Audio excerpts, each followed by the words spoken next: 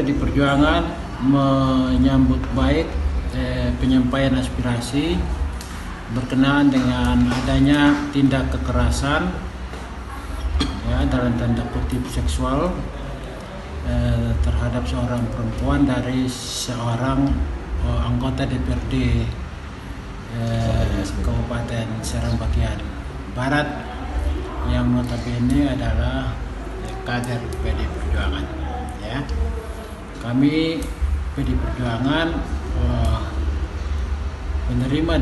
mendengar dan mencermati dengan sungguh apa yang disampaikan sebagai tuntutan teman-teman dari PMKRI ya.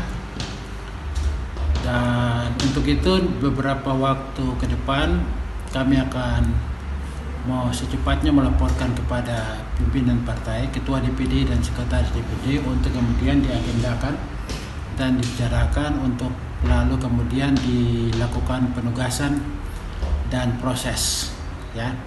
Jadi begini, di PD Perjuangan itu terhadap kejadian kasus di internal partai yang dilakukan oleh kader partai, maka kami punya lembaga yang namanya Wakil Ketua Bidang Kehormatan yang bertanggung jawab untuk memproses ya seseorang yang diduga melakukan sebuah tindak kekerasan atau kejahatan. Terima kasih sudah nonton. Jangan lupa like, subscribe, dan share ya.